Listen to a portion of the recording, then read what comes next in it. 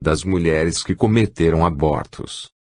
Quando estes espíritos femininos já se encontravam mais harmonizados, capazes de enfrentar a realidade da interrupção de uma gestação e suas sérias consequências, eram encaminhados às aulas de conscientização. Em uma espaçosa sala, uma tela grande, semelhante aos telões de projeção televisiva da Terra, exibia cenas e fotos de vários abortos, para que eles tomassem conhecimento do que ocorria com o feto antes, durante e depois do aborto. Godofredo e Carlos condoíam-se com a angústia e com o remorso que aqueles espíritos femininos sentiam, e tomados de sentimento fraterno, ambos procuravam explicar que o remorso em nada contribuía para a evolução. Que todo erro, por mais grave que fosse, era passível de perdão e resgate. Que o importante para o Criador era a iluminação de suas criaturas, a redenção e a evolução de toda a humanidade. E que o amor do Pai dava forças para seus filhos seguirem o caminho da luz, rumo à perfeição divina. Assim, os dois também aprenderam neste serviço de auxílio a essas almas atormentadas, que os abortos praticados tinham pesos diferentes. Que o mais grave era realizado por mulheres fúteis, que interrompiam a gravidez para não se privarem de uma vida descompromissada, plena de satisfações unicamente pessoais. E o mais leve era aquele praticado por ignorância, por medo de não ter condições de criar uma criança, ou por ser a gravidez fruto de um estupro. Na medida em que esses espíritos femininos iam sendo esclarecidos quanto à necessidade de resgatarem seus erros, iam sendo encaminhados aos planos de vibração correspondente ao seu resgate kármico. Durante o longo período em que trabalharam na colônia, Carlos e Godofredo resgataram o karma adquirido com a prática dos abortos e pela indução às mentes mais fracas e desorientadas, a cometerem tal crime. E tudo por dinheiro. Através do trabalho realizado, e dos ensinamentos que seus instrutores lhes davam vez por outra, ambos foram expandindo suas consciências a uma compreensão maior sobre a vida única, eterna. Eles não tinham como avaliar quantos anos terrenos já havia se passado. Fazia uma noite de um cálido luar. Os dois se achavam sentados no pequeno jardim, cultivado cuidadosamente, em frente à casa deles. Em noites assim, eu sinto uma saudade intensa de meus filhos, fala Carlos tristemente. Confesso que quando estou trabalhando, não me lembro de nada. Minha mente fica bloqueada a qualquer pensamento sobre minha vida pregressa. Porém, muitas vezes quando vou dormir, a imagem dele surge em minha mente e um desejo enorme de saber notícias feriu o meu íntimo. Contudo, o cansaço é tanto que logo me apago no sono profundo. Você deixou para trás uma parte de si mesmo. Filhos que você amava. Quanto a mim, nada deixei. Pois nunca valorizei em vida terrena o amor que Catarina me dedicava. Só aqui na espiritualidade é que fui reconhecer o que eu desprezei. Portanto, minha saudade é diferente da sua. É um desejo ardente de me encontrar com Catarina, meus pais, meus irmãos e meus protetores, que tanto me amaram e me ajudaram. Não somente pedir perdão a todos eles, mas para dizer que aprendi a amá-los, com todo o amor e gratidão que brotaram em meu íntimo. Talvez estes nossos desejos se realizem. Quem sabe? Suspira Carlos esperançoso. Gostaria muito de saber o que aconteceu com meus filhos. Como se desenvolveram e que vida estarão levando. Bem, pelo menos temos o consolo de estarmos mais evoluídos. O quanto aprendemos, não é mesmo? Veja este nosso jardim. Era puro mato quando aqui chegamos. Não possui todas as flores que gostaríamos, porque aqui neste plano só existem essas poucas. Diz Godofredo apontando a seu redor. É verdade. E a horta? Que beleza! As árvores, a nossa casa em ordem absoluta. Aprendemos a fazer de tudo o que nunca fizemos em nossa vida terrena. E o mais incrível, foi sentir prazer em realizar todas essas tarefas. Nunca pensei que um dia isso viesse a acontecer comigo. A vida aqui neste plano é um sofrido aprendizado. O que se despreza na vida terrena, aprende-se a valorizar aqui. A duras penas. Mas crescemos bastante. E devemos agradecer por tudo o que passamos, pois hoje somos espíritos mais esclarecidos. E o que será que ainda iremos passar? Quanto tempo nós ainda teremos que ficar aqui? Volta a suspirar Ângelo com melancolia. Não sei. Almejo também poder subir a um plano melhor, que tenha a luz vibrante do sol e o luar prateado da minha infância na serra. E descobrir o que mais existe neste cosmos infinito. Subitamente o luar clareou bastante, deixando visível a pequena cidade. Admirados, eles vislumbraram estrelas brilhantes pelo céu. O que está acontecendo? Será que estamos sendo vítimas de alguma alucinação? Não, meus irmãos. Não é uma alucinação, fala Frederico surgindo frente a eles. É uma abertura para o plano astral básico, explica Ângelo aparecendo em seguida. Boquiabertos, Godofredo e Carlos mal conseguem se expressar Mas, como isto está acontecendo? Então podemos enxergar um plano mais evoluído. Como é possível? É que viemos buscá-los. Terminou o aprendizado neste plano umbralino. Suas vibrações se tornaram mais positivas, pelo fato de terem resgatado quase totalmente os seus karmas. Portanto estão sendo atraídos ao plano astral básico.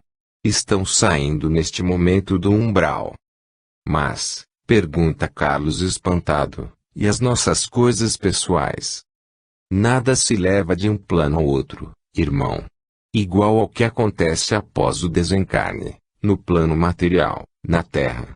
Nada é trazido para o plano astral, somente o aprendizado conquistado pelas ações praticadas. O mesmo acontece nos demais planos espirituais.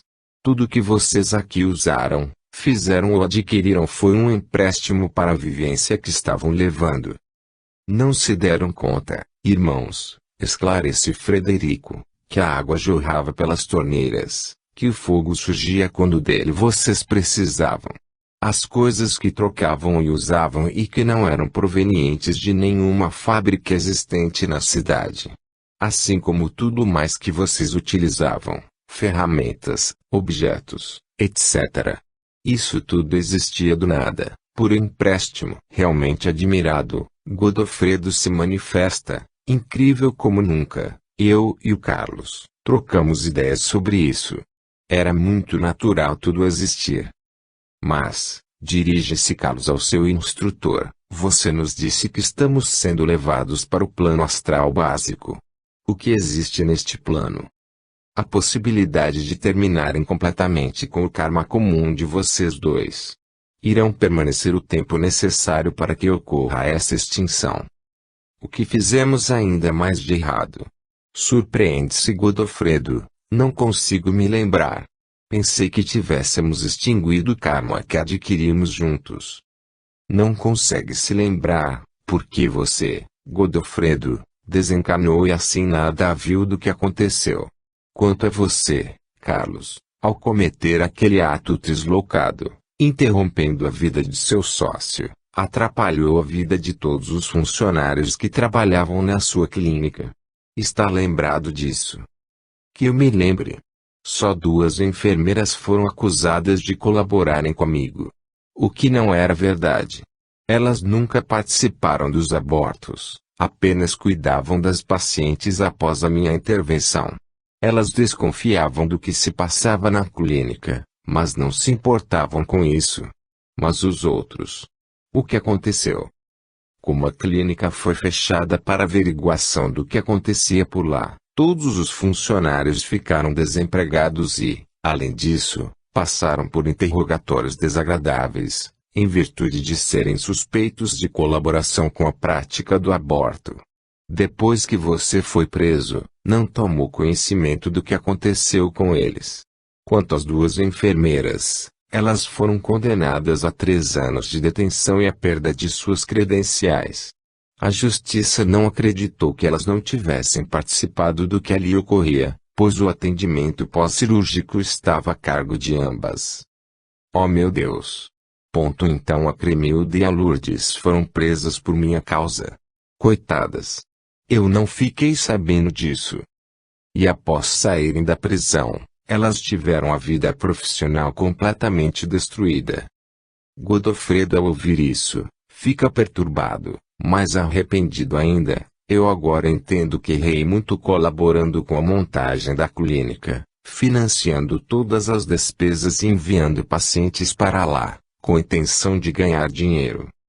Exatamente, irmão, concorda Frederico. Portanto, você também foi responsável, indiretamente, pelas atribulações e sofrimento dos funcionários que, de uma hora para outra, perderam seus empregos. Além do mais, o seu assistente e as funcionárias que trabalhavam exclusivamente para você, na sua clínica, também sofreram interrogatórios. Como assim? Eles nada tinham a ver com isso, sim. Eles conseguiram provar total ignorância a respeito das acusações que Carlos fez contra você. Mas, de certa forma, a clínica teve sua reputação atingida. Pois você era um de seus sócios, apesar de minoritário. Isto causou também sérios problemas para Honório, seu sogro, que já estava com mais de 80 anos. Em virtude do escândalo na sociedade, ele sofreu um infarto fulminante. E Catarina, ainda arrasada com a passagem repentina de vocês dois, quase ao mesmo tempo, precisou assumir sozinha, como única herdeira, os negócios da firma. Pobre Catarina! Como ela deve ter sofrido! Ela adorava o pai. E que decepção enorme não deve ter sentido em relação a mim, fala Godofredo realmente triste e arrependido. E quanto a você, Carlos, fala Ângelo, deve se lembrar do sofrimento pelo qual passaram os seus filhos, ainda pré-adolescentes, tendo que carregar o peso de ter um pai assassino. Cabisbaixo, ele não consegue esconder as lágrimas que teimavam em subir aos seus olhos, enquanto desabafava. Eu não fiquei sabendo quanto meus filhos sofreram, porque Darlene, em seguida à minha prisão, não permitiu que eles me visitassem, nem uma única vez.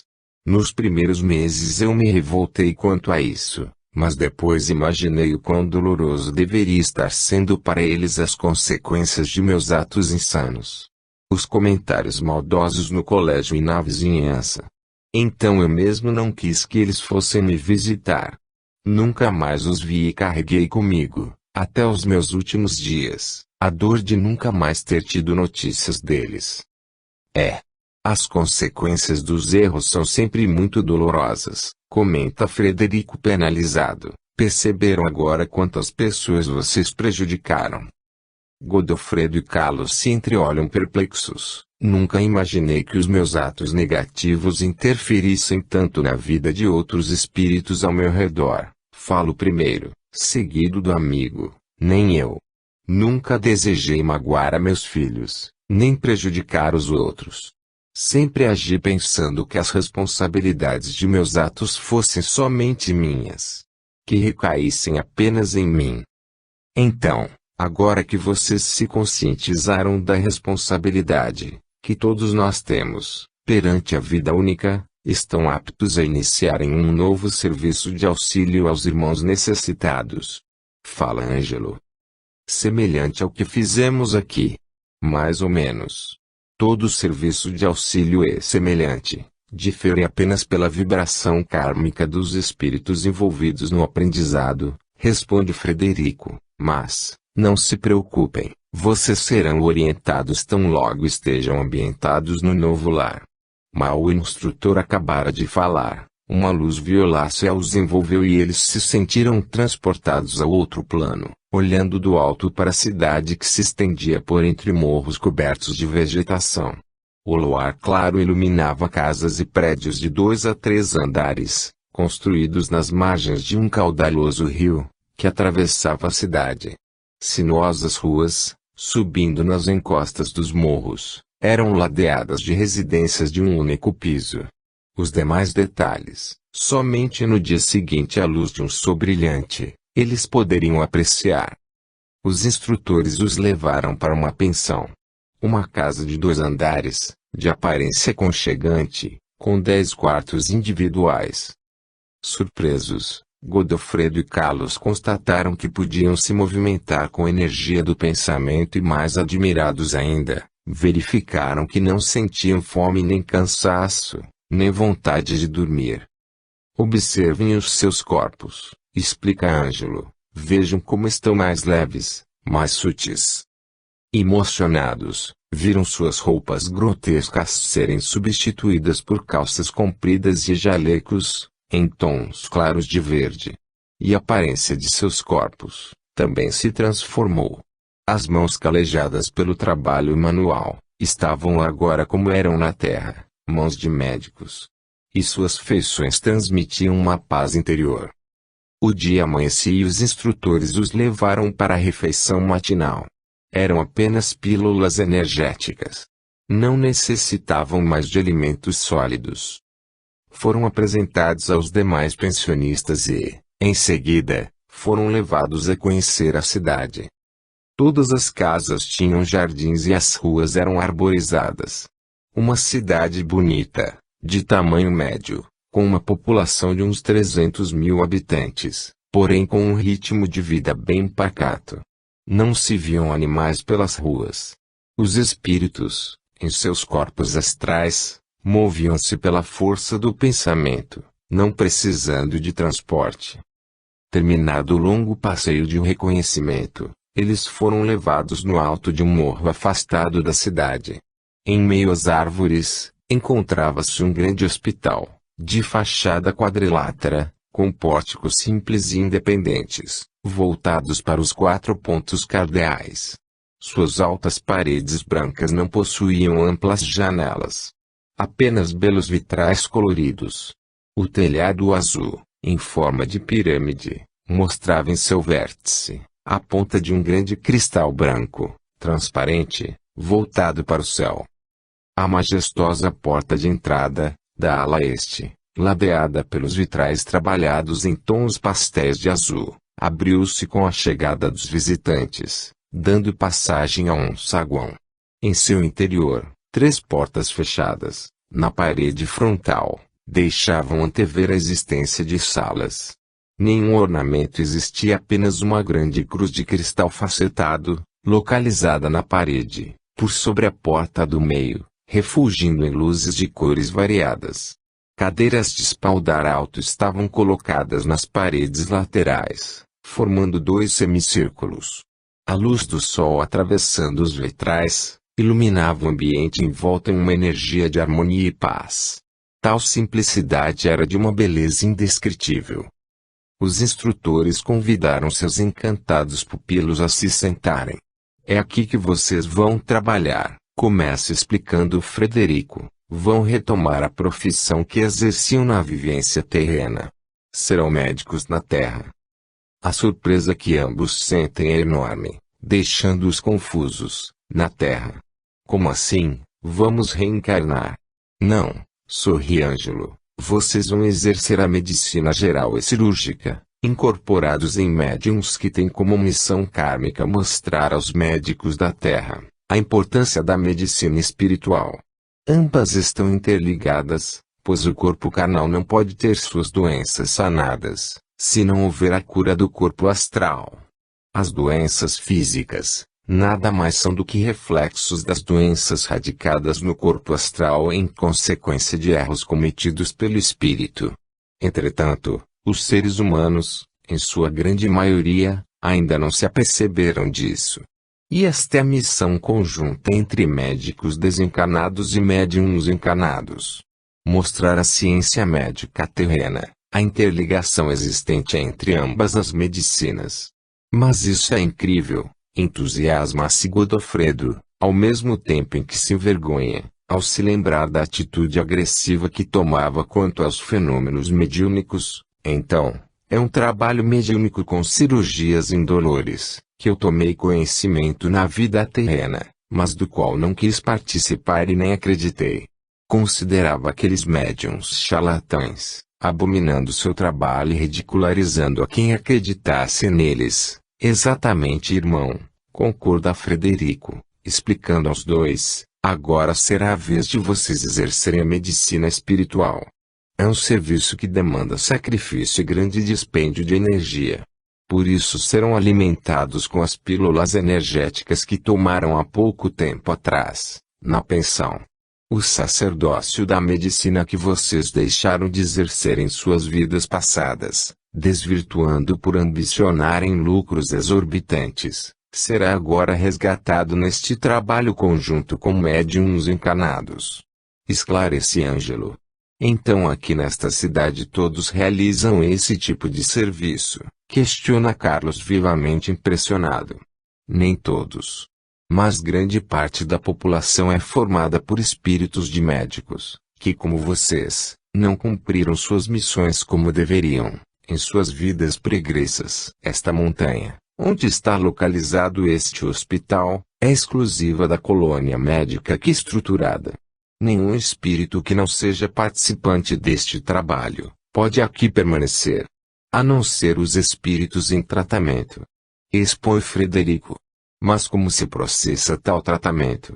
Vou explicar, continua o instrutor. O interior da montanha é formado por cristais, cujas energias específicas são utilizadas no tratamento de regeneração e cura dos corpos espirituais, assim como dos corpos carnais dos seres humanos. As ervas também são indispensáveis nos tratamentos. Tanto as que aqui existem, na mata que cobre esta montanha, como as que foram semeadas nas florestas do plano material, todas têm um grande poder curativo.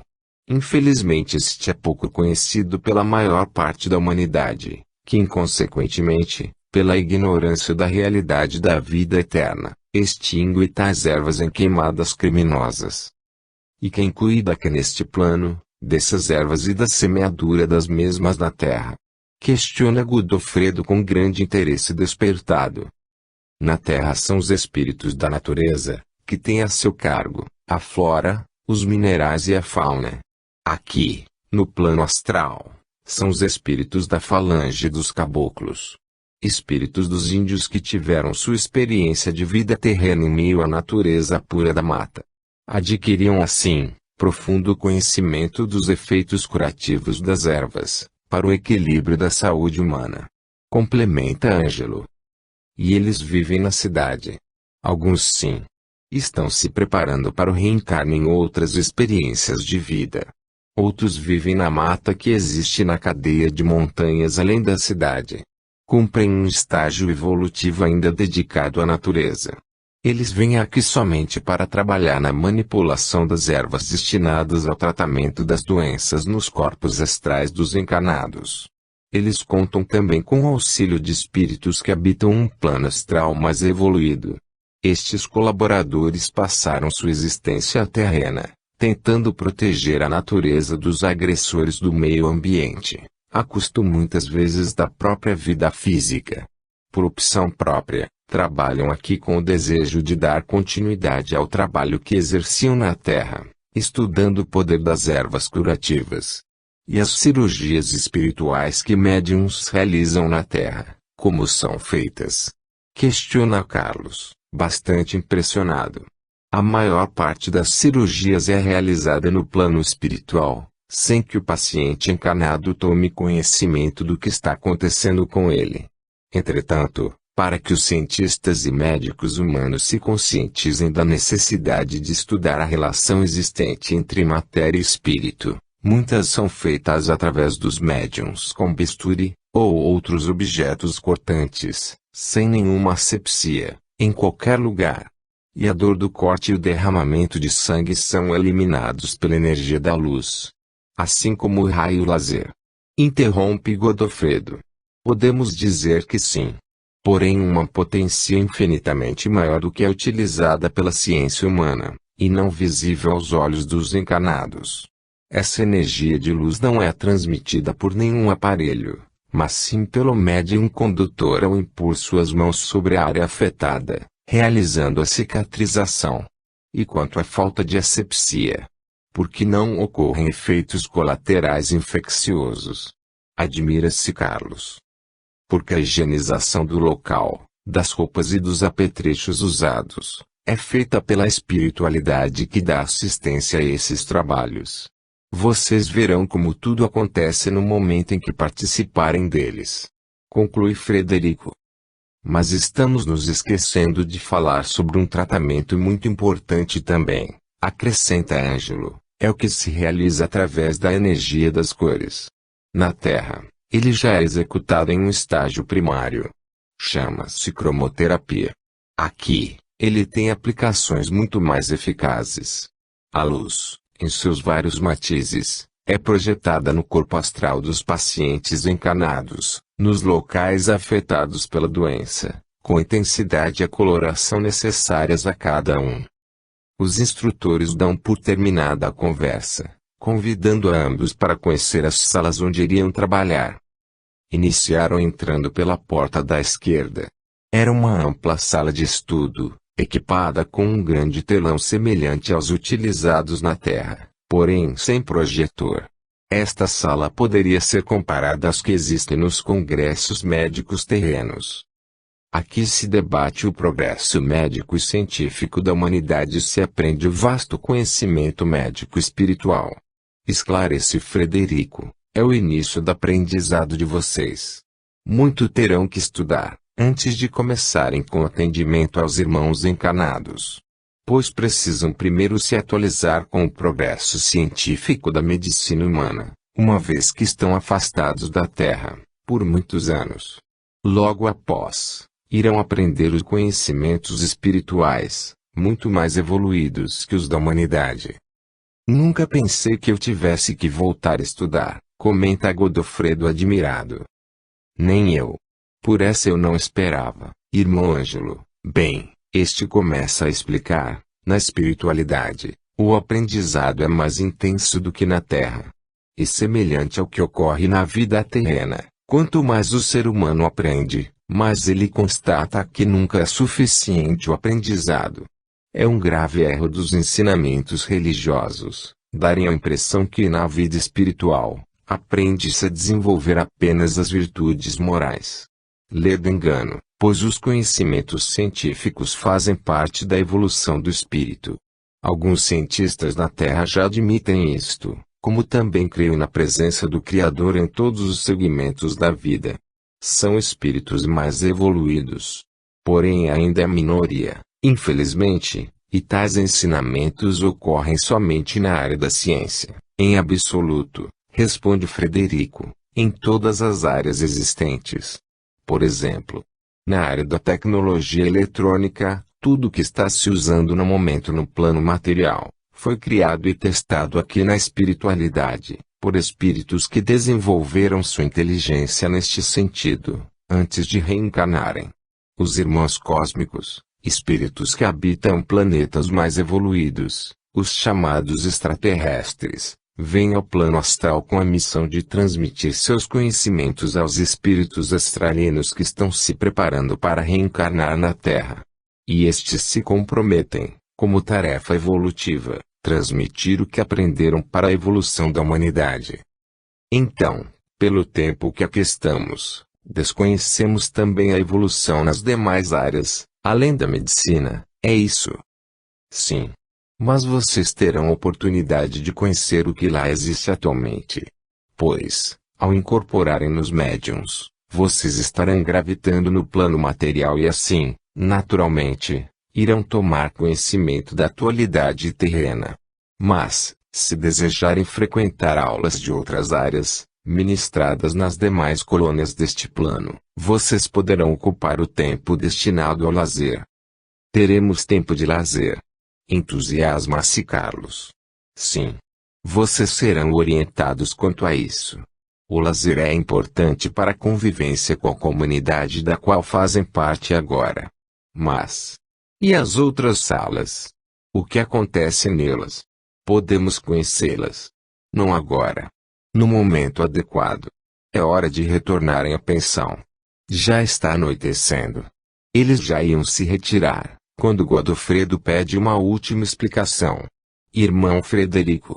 Sei que não é oportuno alongar o assunto já concluído. Mas tem uma coisa que está me confundindo. Se assim, poucos minutos a mais não farão diferença.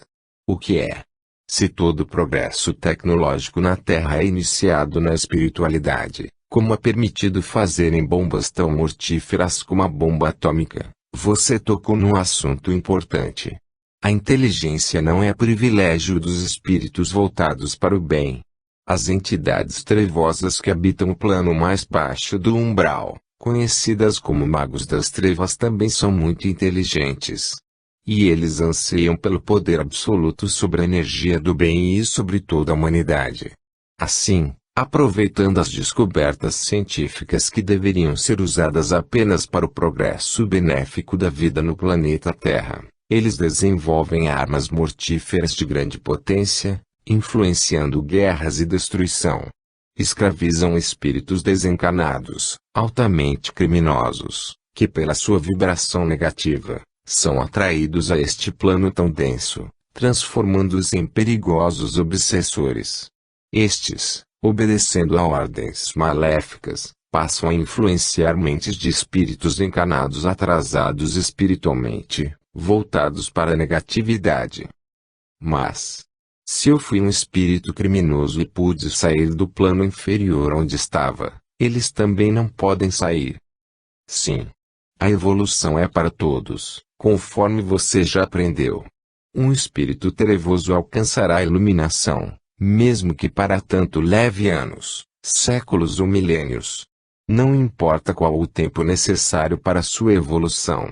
Ele continua sendo uma centelha divina, eterna, mesmo abafada pela obscuridade de seus crimes hediondos. Tais espíritos, quando se desprenderam do Criador, no momento da criação, eram perfeitos e puros. Caíram nas trevas, por se desviarem do caminho da luz. Porém, de que maneira eles poderão evoluir se já detêm o poder do mal, sendo os senhores das trevas? Pergunta Carlos. Volto a dizer. A evolução é para todos. Pois, sem nenhuma exceção, todos nós somos uma partícula do nosso Criador. Portanto, quando partículas se perdem pelo caminho, ele cria a oportunidade de regeneração, através de muitas experiências de vida como aprendizado. É a chamada roda reencarnatória. Entretanto, quando a negatividade chega ao extremo, como no caso dos magos trevosos, a evolução não pode mais ser realizada através de seguidas reencarnações. Faz-se necessário um processo de renovação total. Mas, o que vem a ser esta renovação total? O espírito, corroído pela maldade em último grau, tem que iniciar um caminho totalmente novo. Sendo assim, os magos das trevas e os demais espíritos que os seguem, são atraídos para um planeta em formação, a fim de desenvolverem um outro modo evolutivo. Tem que passar pelo ciclo de evolução dos reinos da natureza até atingirem o reino humano com espírito renovado, em um corpo primário, porém com as mentes físicas despertadas. Como os conhecimentos da inteligência nunca se perdem, ficando gravados na mente cósmica, estes conhecimentos serão gradativamente utilizados para a evolução do planeta e dos próprios corpos físicos. E o caminho desses espíritos passa a ser de resgate, rumo à regeneração sob a luz divina. E eles sabem disso. Sim. E é exatamente por isso que eles lutam para que a energia negativa se sobreponha à positiva, pois assim eles continuarão senhores absolutos no reino das trevas. Incutindo seus pensamentos malignos nas mentes dos espíritos atrasados, disseminando violência e criminalidade, eles pensam conseguir o triunfo do mal sobre o bem. Porém, se a humanidade evoluir cada vez mais, a luz tornar-se-á intensa, dissolvendo as trevas e eles forçosamente terão que seguir o novo caminho da redenção. Termina Frederico acompanhando, juntamente com Ângelo, os aprendizes para a pensão. Na pensão existia uma aconchegante sala comum a todos os hóspedes, que nos momentos de lazer ali se reuniam trocando experiências. Godofredo e Carlos, ao chegarem, foram diretamente para esta sala. Alguns pensionistas já se encontravam ali. Apresentando-se, Eles tiveram a grata surpresa ao saber que todos os espíritos residentes ali tinham sido médicos na Terra e trabalhavam agora no mesmo hospital que eles. Então, somos colegas. Manifesta-se Godofredo com satisfação. Podemos dizer que estamos fazendo uma residência hospitalar, semelhante às que realizamos em nossas vidas passadas. Exatamente, concorda Marcelo, um dos pensionistas, passando a explicar como era o trabalho que ele exercia no hospital. O que você está me dizendo, é mais ou menos o que Carlos e eu vamos realizar. Pois sejam bem-vindos. E preparem-se porque trabalho eu não falto aqui. Mas, além de trabalhar, o que fazem nas horas de lazer? Vamos a reuniões festivas na cidade. Reuniões festivas. Surpreende-se Godofredo. Sim. Onde conversamos, ouvimos música e dançamos. Explica Gustavo, outro hóspede. Aqui se dança também. Admira-se Carlos. E por que não? A música e a dança são manifestações da alegria espiritual. Pois a alegria faz parte da harmonia cósmica. Mas, entendam, expõe Rosalvo, aproximando-se do grupo, não podemos confundir a sonoridade e a beleza da música cósmica com os sons alucinantes que invadem atualmente o planeta. E quanto à dança, aqui na espiritualidade, ela é a harmonia dos movimentos, totalmente oposta à dança agressiva e licenciosa com que os encarnados, principalmente os jovens, se deixam atordoar e acabam sendo levados, em sua maioria, ao consumo das drogas. Realmente, tanto a música como a dança, foram levadas à Terra por espíritos instruídos pela espiritualidade de luz, para que o ser humano aprendesse a entrar em sintonia com a sonoridade pura do universo, acrescenta Marcelo. Contudo, os encarnados, em decorrência do afastamento gradual da sua origem divina, estão sintonizando cada vez mais com os sons de baixa vibração, inspirados pela espiritualidade das trevas. Atualmente, as músicas clássicas e melodiosas de grandes compositores, infelizmente são ignoradas por boa parte da humanidade, complementa Gustavo, porém, na categoria de música popular, são aceitas e estimuladas as composições que extravasam o contentamento genuíno da alma voltada para o bem, com intenção apenas de manifestar alegria ao seu redor. Mas então, vamos buscar essa alegria. Há muito tempo eu não sei o que é ouvir música e muito menos dançar, Godofredo exclama animado.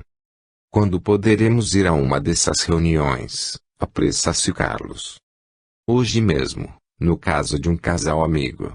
Eles adoram música e é só a gente aparecer que a reunião está formada. Constantino e Verônica foram casados em sua vivência passada na Terra. Porém, apesar do amor que sentiam um pelo outro, a vida conjugal era de constante atrito, inclusive em desarmonia com os 2 filhos que tiveram. Ambos eram enfermeiros formados pela Faculdade de Enfermagem da PUC, São Paulo. Mas não foi lá que eles se conheceram, pois Verônica entrou para a faculdade quando Constantino estava se formando. Já formada, ela foi fazer residência em um hospital municipal, onde ele era enfermeiro-chefe. Foi quando se casaram. Apesar de muito bem preparados, ambos foram relapsos no desempenho da profissão. Não deram a devida atenção, nem o devido carinho, aos pacientes sob sua guarda. Levavam para o trabalho a desarmonia em que viviam. Em consequência disso, ao desencarnarem, tiveram passagem pelo umbral, separadamente, pois Verônica sobreviveu 11 anos à morte do marido. Recuperados, voltaram a se unir no plano atual, o astral básico, a fim de se harmonizarem, sedimentando o amor que os unira em vida terrena. Ambos trabalham no mesmo hospital da colônia médica, na ala sul. A casa onde moram é simples, porém ampla e agradável. Quando o grupo chegou, alguns amigos e vizinhos do casal já se achavam reunidos no jardim, bem cuidado e colorido por variadas espécies de flores.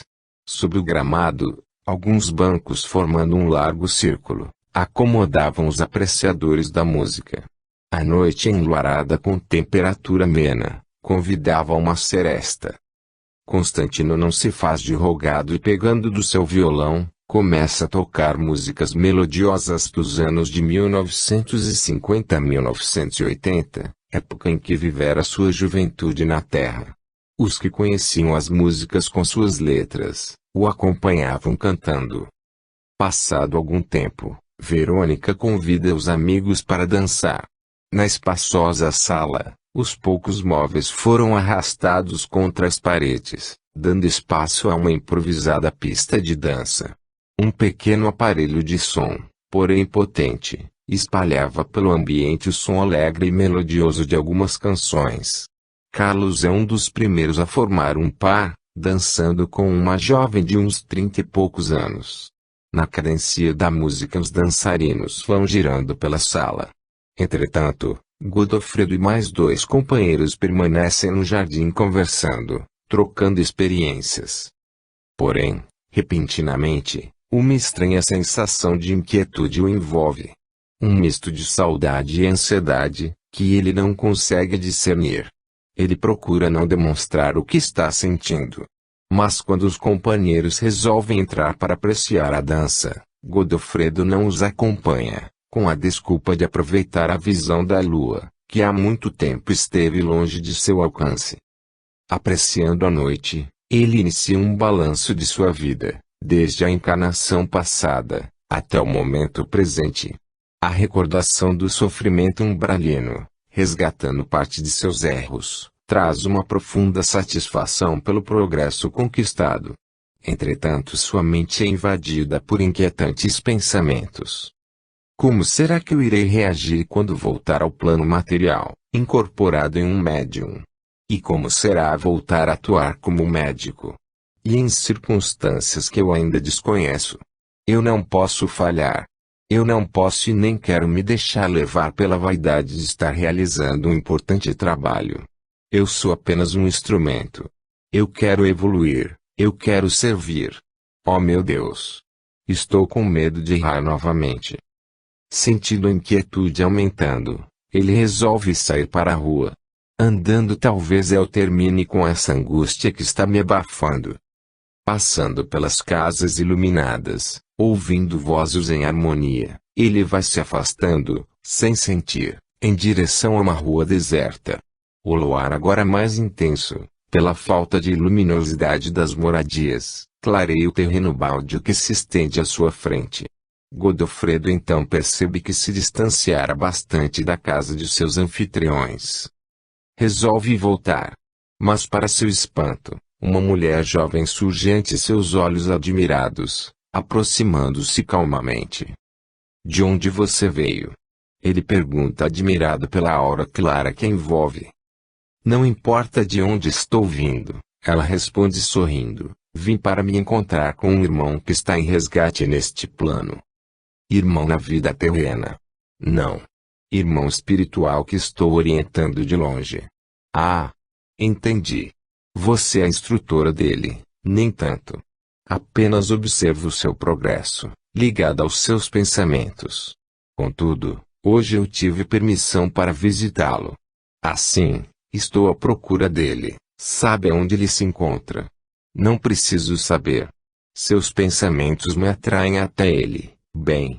Espero então que o encontre, fala Godofredo agora preocupado. Eu preciso retornar à casa onde estão os meus amigos. Devem estar à minha procura, pois creio que já esteja na hora de retornar à pensão. Sendo assim, vou seguir também o meu caminho. Ela se despede sorrindo novamente. Gostei de encontrá-lo. Quem sabe se não nos veremos outra vez. E assim como ela chegou, também desapareceu, deixando Godofredo com uma sensação de paz. Animado, ele vai ao encontro dos companheiros. A reunião estava terminando. Os pensionistas agradecidos se despedem dos anfitriões, com a promessa de retornarem mais vezes. Ainda não tinha me dado conta da falta que eu sentia da música e da dança, fala Carlos exprimindo sua satisfação. Agradeço a vocês por esta maravilhosa oportunidade. Assim vão falando, comentando o que viram e sentiram, enquanto caminham de volta à pensão. Godofredo, meio calado, vai recordando o inusitado encontro que lhe transmitira tanta paz, em um momento de inquietude. Estranho. A fisionomia dela me é totalmente desconhecida. Porém, a sua voz. Não sei bem. Mas parece que surge de um passado distante. Sinto algo conhecido nela. Lembra o timbre da voz de minha mãe. Será? Não. Não pode ser ela. Não se parece nada, com ela. Talvez.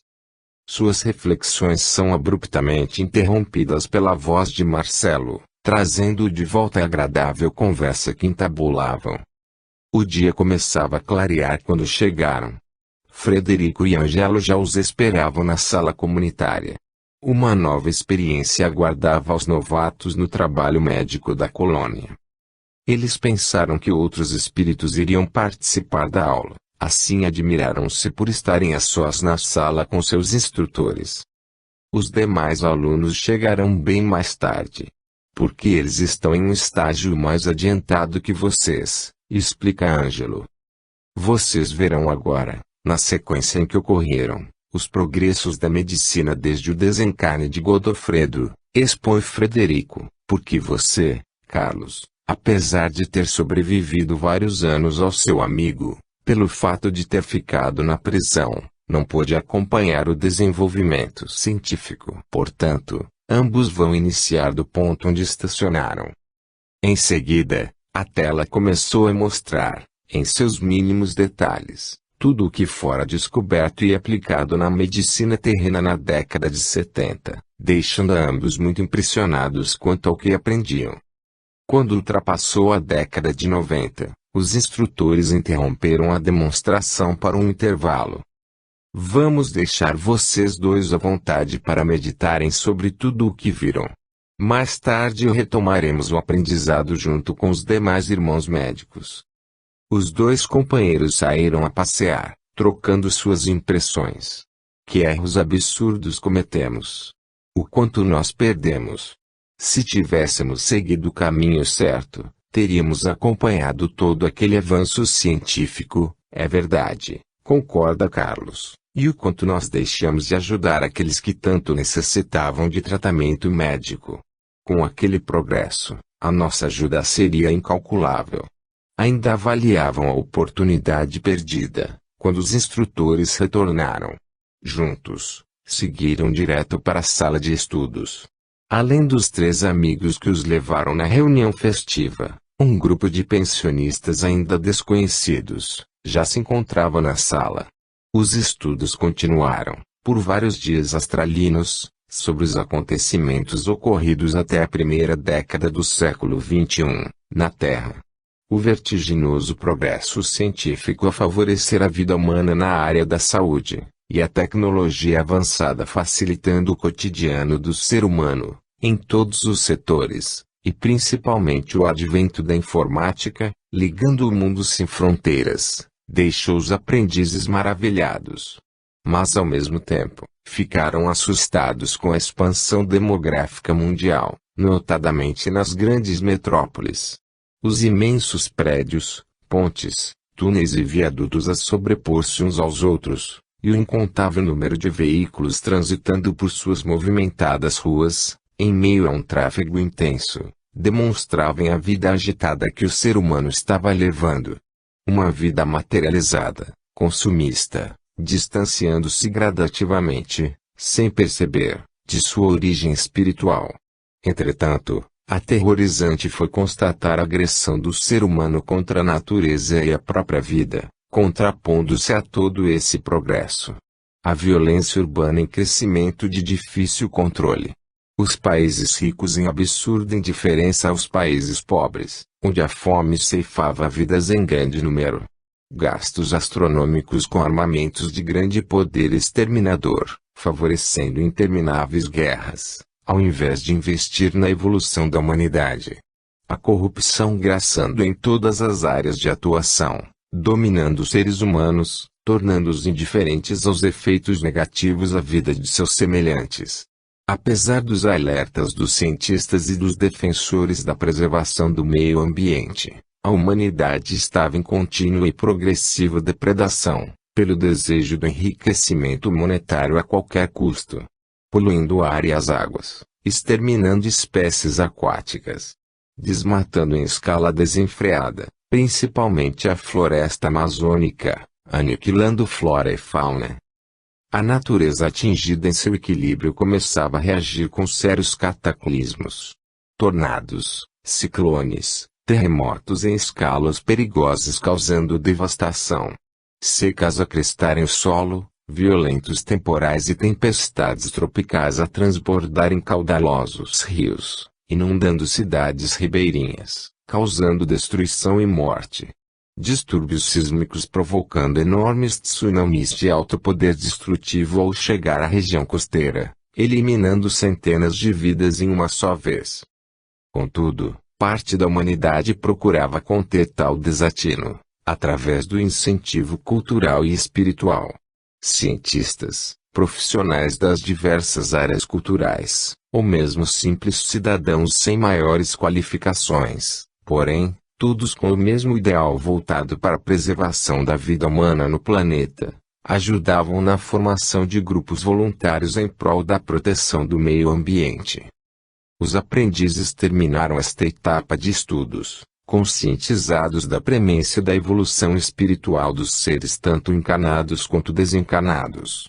E durante as reuniões na pensão, este era o assunto que predominava nas conversas entre os pensionistas. O desejo da evolução. No dia seguinte ao término deste aprendizado, Frederico e Ângelo levaram seus dois aprendizes para outra sala, cuja porta ficava no lado direito do saguão. Era uma sala pequena, reservada para atendimentos particulares. Ali Godofredo e Carlos iriam vivenciar os acontecimentos relacionados com a missão de cada um na Terra. Vamos iniciar pelos anos de 2005 a 2008, tempo em que ainda deveriam estar encarnados. Se não estão lembrados, vou avivar suas memórias. Vocês dois, antes de seus reencarnes, haviam se comprometido levar a termo suas missões até esta época. Deixaram, portanto, de usufruir um tempo precioso para a evolução de ambos. Contudo, como aprendizado, poderão vivenciar agora este período. Muito me arrependo de ter levado a vida culposa que precipitou meu desencarne. Perdi a oportunidade de acompanhar todo este incrível progresso científico e tecnológico da humanidade, mas que graças a vocês irmãos, eu estou podendo conhecer, exclama Godofredo. Graças a nós, não. Graças ao Pai que nos permite a tudo vivenciar. E eu, além de tudo o que perdi, abandonei a meus filhos. Como eu gostaria de saber o que aconteceu com eles, lamenta-se Carlos. Bem, esclarece Ângelo, ambos já estão desencarnados e você dentro em breve poderá encontrá-los. Desencarnados? Tão cedo assim? Por quê? Cedo não. Um deles teve longo tempo terreno e retornou à espiritualidade recentemente. Mas o outro desencarnou bem antes, vitimado por um câncer, portanto já se encontra aqui há mais tempo que o irmão. Seu tempo na Terra era curto, porém de acordo ao término de sua missão. Como assim? Estou confuso. Eles não estão vivendo nos anos que vamos vivenciar agora. Não, Carlos. É só você se situar no tempo. Explicar Frederico, você desencarnou no ano de 1976, quando seus filhos eram pré-adolescentes. E você já se encontra aqui, por mais de 60 anos do tempo da Terra. Você tem netos adultos na existência terrena. Netos adultos. Meu Deus! Como o tempo passou depressa e eu não acompanhei nada. Então a humanidade está vivendo o ano de 2030 e mais. Questiona Godofredo fazendo cálculo. Mais ou menos isso, concorda Ângelo. Mais tarde vocês poderão vivenciar este tempo. Agora precisam tomar conhecimento do progresso espiritual que ocorreu na época em que vocês não chegaram a completar. Progresso espiritual. De que maneira? Bem, vou fazer uma rápida explanação sobre o que vocês, em vida terrena, Nunca quiseram tomar conhecimento. Os fenômenos chamados paranormais, o espiritismo codificado por Allan Kardec na França, nos meados do século XIX, começou a ganhar adeptos no Brasil pelo início do século XX. Mas foi a partir da década de 50 que foi sendo difundido em larga escala. O mesmo aconteceu com a Umbanda, surgida no Brasil no início do século XX, ganhando maior número de adeptos em meados do século. Entretanto, ambas as religiões foram discriminadas no início de seu desenvolvimento. Os médiuns eram desacreditados e muitas vezes perseguidos. Um dos maiores médiuns kardecistas, José Arigó, surgido na década de 40, chegou a ser condenado e preso por charlatanismo. Realizava difíceis cirurgias sem nenhuma asepsia nem anestesia, atendendo por dias centenas de pessoas vindas até de outros países. E a classe médica em sua grande ou quase total maioria, repudiava esses atendimentos, sem nem ao menos procurar estudar tais fenômenos mediúnicos. Mesmo sofrendo perseguições, Arigó nunca desistiu de sua missão, até a sua morte. Mas a partir da década de 50, muitos centros espíritas e umbandistas foram se estabelecendo e os médiuns sendo mais reconhecidos em seus trabalhos. Termina Ângelo a sua explanação. Encabulado, Godofredo admite o seu desinteresse, é verdade. Nunca desejei, nem por simples curiosidade, verificar esses fenômenos mediúnicos. Apesar de ter ouvido muitos comentários a respeito. O mesmo digo eu, concorda Carlos, apesar de um conhecido meu ter mostrado fotos de uma cirurgia assim realizada por esse médium, em Congonhas, não acreditei. Achei que era uma montagem fotográfica. Pois bem, dando continuidade ao que o irmão Ângelo relatou, diz Frederico, Arigó morreu no ano de 1968. E outros médiuns com as mesmas características começaram a surgir. E vocês dois continuaram ignorando-os completamente. É verdade. Apenas uma vez, uma cliente minha insistiu muito para que eu fosse assistir a uma dessas sessões espíritas. Eu declinei do convite, por achar que tudo não passava de farsa. Uma pena você não ter percebido o aviso contido neste convite. A vida é cheia de sinais inesperados.